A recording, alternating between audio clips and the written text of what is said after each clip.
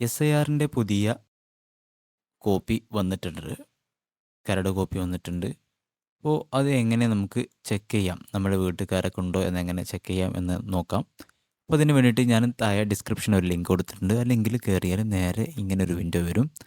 ഇവിടെ sign up, login എന്നീ 2 option കാണാം. ഇപ്പോൾ ആദ്യമായിട്ട് കയറുന്ന ആളുകളാണെങ്കിൽ സൈനപ്പ് ചെയ്യണം.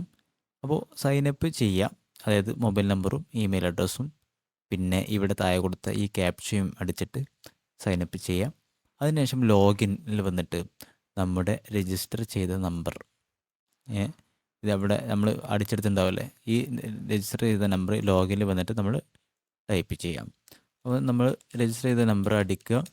അതിനുശേഷം താഴെ അതിൻ്റെ ഒരു ക്യാപ്ച കാണാം. അപ്പോൾ ആ ക്യാപ്ചയും ടൈപ്പ് ചെയ്യുക. അത് ടൈപ്പ് ചെയ്യുക.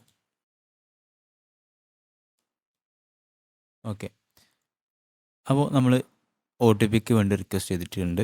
അപ്പോൾ നമ്മുടെ രജിസ്റ്റർ ചെയ്ത നമ്പറിലേക്ക് ഒരു OTP വരും. 64. അതിനുശേഷം വെരിഫൈ ആൻഡ് ലോഗിൻ ചെയ്യാം. അപ്പോൾ നമുക്ക് ഇങ്ങനെ ഒരു വിൻഡോ കടന്നു വരും.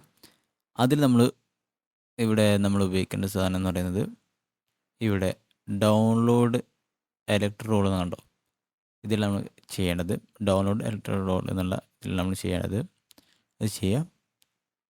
ഓക്കെ, സെർച്ച് ചെയ്ത് കൊടുക്കുക കേരള.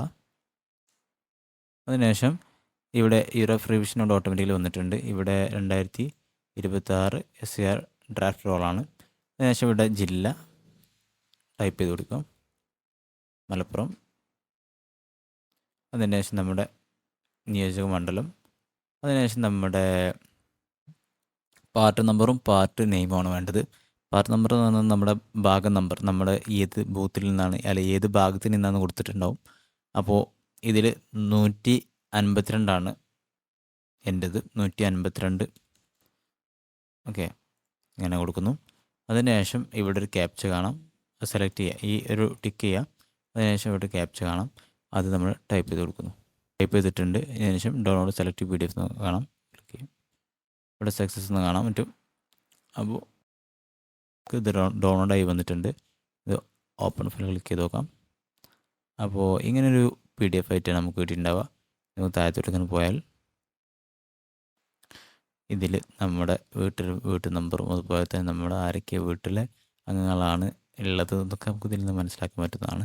വെരി സിമ്പിളാണ്. ഇതൊന്നും ചെയ്ത് നോക്കാം. ഓക്കെ, അപ്പോൾ ഇത്രേ ഉള്ളൂ ഇന്നത്തെ വീഡിയോ. Thank you.